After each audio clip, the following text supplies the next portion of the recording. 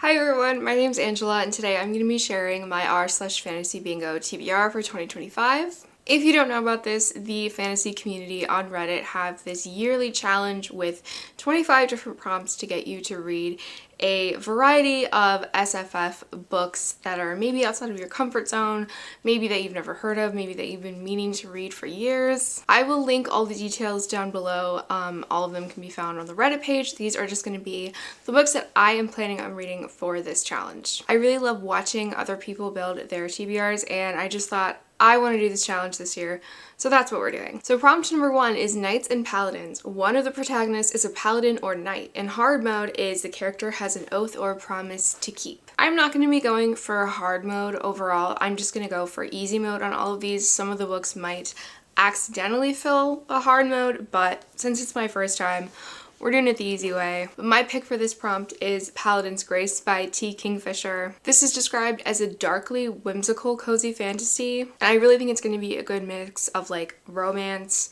fantasy, and like an actual plot without being too complex or hard to understand. This is one of my favorite covers of all time, so I'm super excited to get to this one. Prompt number 2 is Hidden Gem, a book with under 1,000 ratings on Goodreads.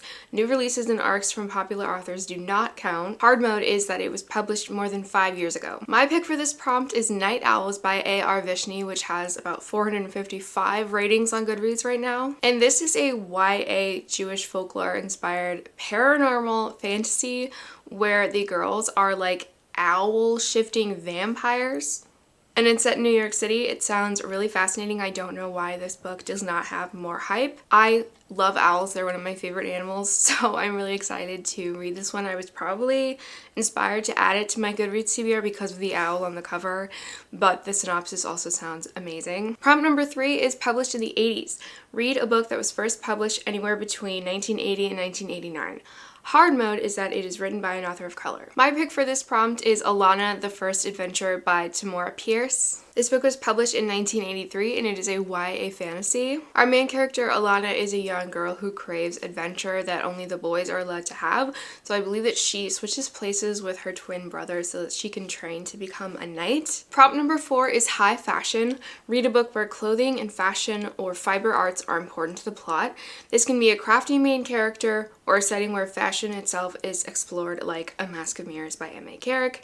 Hard mode, the main character makes clothes or fibers. So I'm putting this video out at the end of May, but the challenge does start in April of 2025, so I am including Labyrinth's Heart, which I read in April. The prompt actually lists this series as an inspiration for what kind of books to choose, so this was a very easy pick. Masks and fashion are very important to like the plot and the religion in this fantasy series. In this series, our main character, Ren, comes to the city of Nadezhra to try to con her way into one of the noble houses. She grew up poor. She is part of the ethnic minority of the city, and she is pulling this long con, and a lot of it involves clothes and how she dresses and masks, and her sister, Tess, is a dressmaker. Very relevant to the prompt. Prompt number 5 is Down with the System. Read a book in which a main plot revolves around disrupting a system. Hard mode, not a governmental system. I feel like a lot of high fantasy books are centered around this, and so it seems like a really easy thing to find, but I don't really know the synopsis of books that are on my TBR very well. But luckily on the r/fantasy subreddit, there are lots of recommendations for all of these prompts, and someone listed the Starless Sea as a book that fits for this. Actually, it fits for hard mode because it's not really a governmental system that the character is trying to bring down. They said it was kind of complicated to explain without spoiling anything. So I'm going to take their word for it, and if for some reason it doesn't fit, I will surely find something else. This is one of those all vibes, no plot kinds of fantasy books. I think that there is a magical library, and that's all I really want to know. Prompt number 6 is Impossible Places. Read a book that would break a physicist. The geometry, non-Euclidean. The volume, beggar on the inside. The directions, merely a suggestion.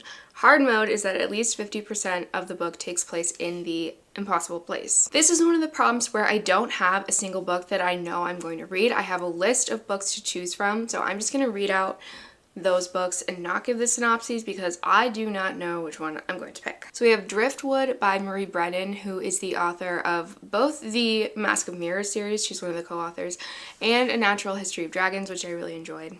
So that's a contender. I could reread Piranesi, which seems to be one of the more popular books that people recommend for this square on the bingo board. I read Piranesi years ago and I don't know that I really got it, even though I rated it very highly. Other books that I'm thinking about picking up are The Invisible Library by Genevieve Cogman, Lonely Castle in the Mirror by Mizuki Sugimura, and Nevermore by Jessica Townsend. Book number 7 is a book in parts, basically a book that is separated into sections or parts, not just chapters. Hard mode is that the book has 4 or more parts. I will say a lot of long fantasy books have parts, so really I could probably end up reading a ton of things for this prompt. Even so, I do have 2 options for this one. So first up, I have The Alloy of Law by Brandon Sanderson. This is the first book in the Wax and Wayne trilogy. I don't own the second and third book. I only own the first one, which is actually pretty short for a Brandon Sanderson book, I think, and I tried to prioritize the books that I own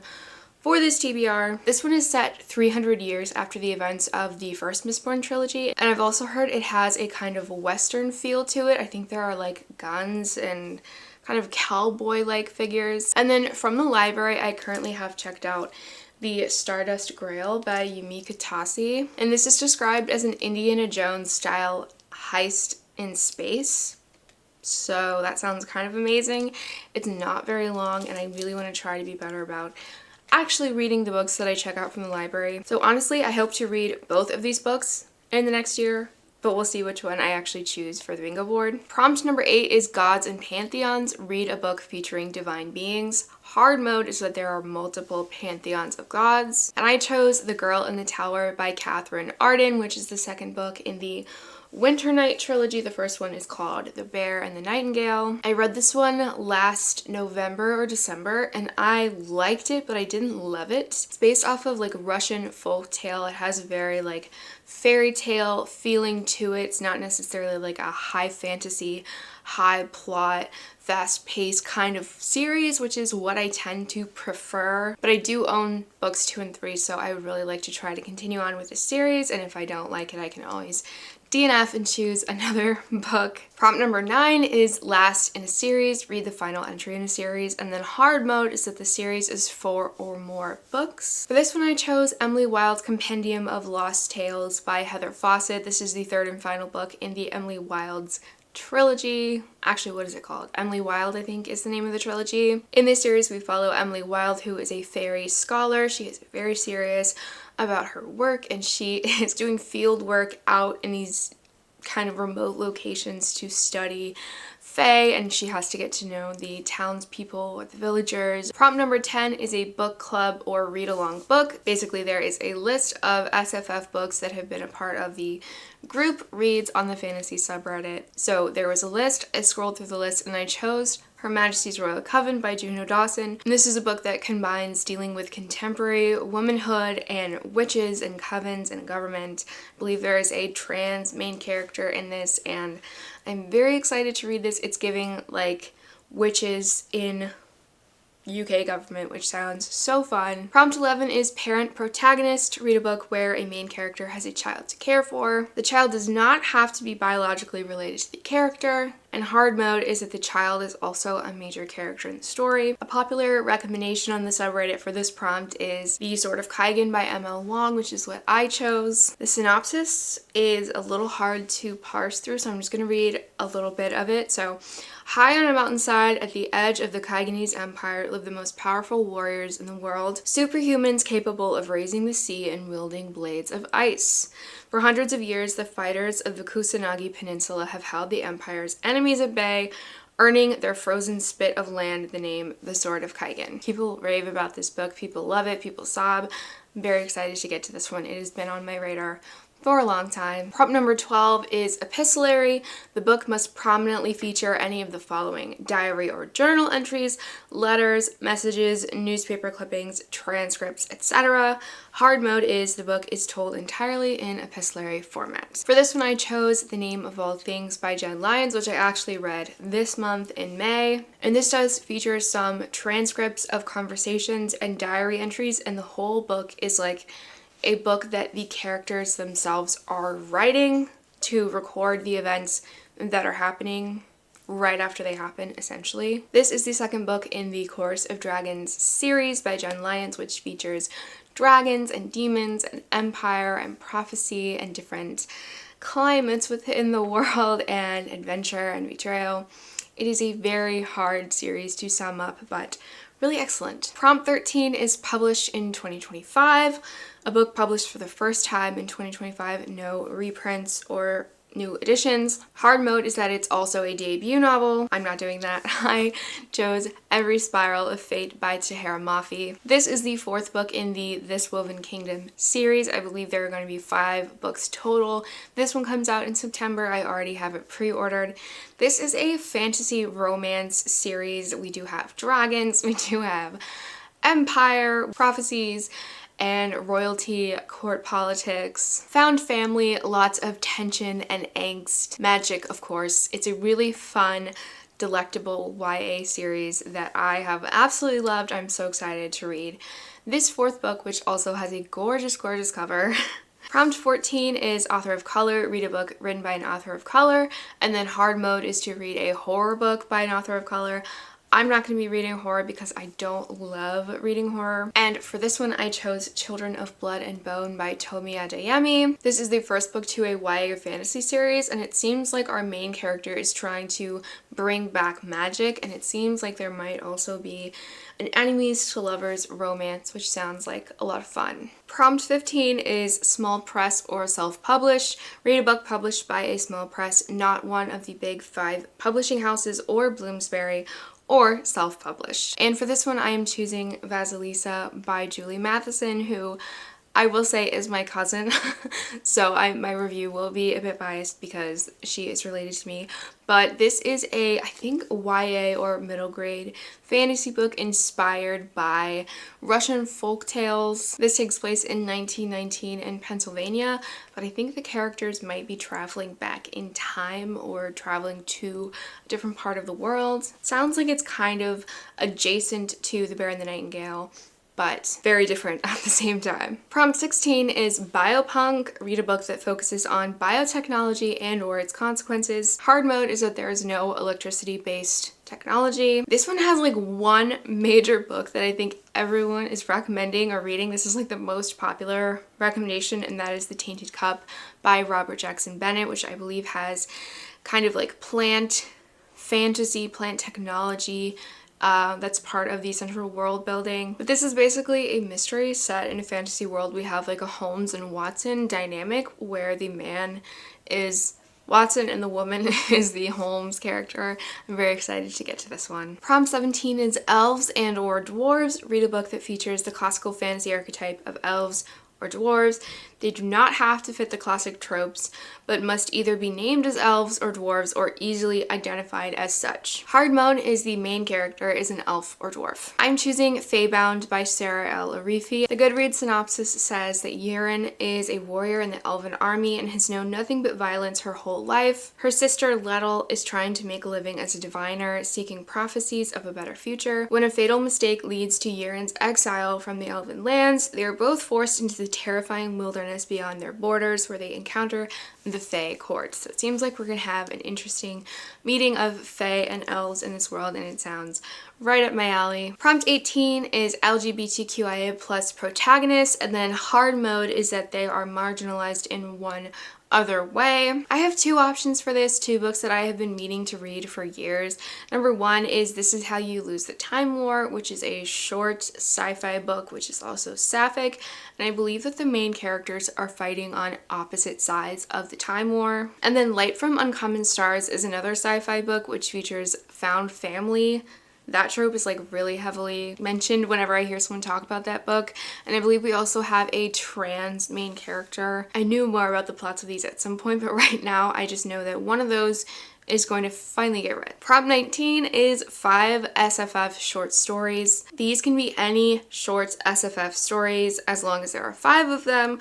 Hard mode is to read an entire SFF anthology or collection, which I am going to do. My pick for this is How Long Till Black Future Month by N.K. Jemisin. I've read and enjoyed 3 books from N.K. Jemisin, and this story collection seems to be a mix of like real life issues infused with magic. So it's like social commentary with interesting fantasy twists. Sounds amazing, actually.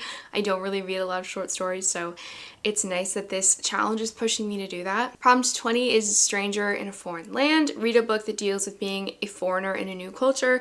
The character or characters must be either visiting or moving there as a minority. And then hard mode is that the main character is a refugee or an immigrant. And for this one, I chose The Magician's Daughter by H.G. Perry. This is about a young woman, I think it's adult, not YA, and she has grown up on this magical island off the coast of Ireland, and it is the only home she has ever known.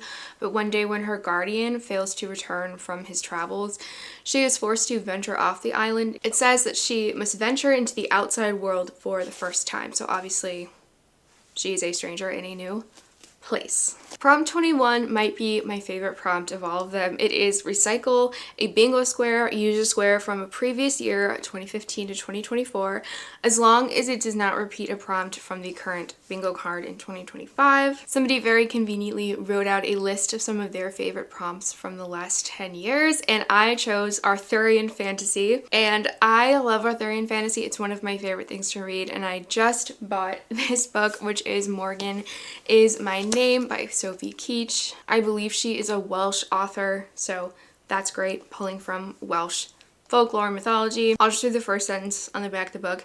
Young Morgan of Cornwall lives a happy life in Tintagel Castle until King Uther Pendragon, with the help of the sorcerer Merlin, murders her father and tricks her mother into marriage. So I think this is kind of a feminist villain origin story of Morgan Le Fay, and I'm very excited to read this. Prompt 22 is cozy SFF. Cozy can kind of be defined in any way that you want it to, such as like low stakes, minimal violence and conflict, relatable characters. Hard mode is that the author is new to you. I don't have a single book picked out for this. I have options, so let me just tell you what they are. We have The Ornithologist's Field Guide to Love by India Holton, which is a fantasy romance about academics who study birds. Legends and Lattes by Charles Baldry, which is one of the most popular cozy fantasy books out there. 10,000 Stitches by Olivia Atwater, which would not fulfill hard mode for me because I've already read from her and really enjoyed Half a Soul. These are like Regency fairy tale romances. And then Trust of the Emerald Sea by Brandon Sanderson. You are not allowed to double up on authors, so if I do read Alloy of Law for the other prompt, I can't read Trust of the Emerald Sea for this prompt, and vice versa. Prompt 23 is kind of fun. It's generic title.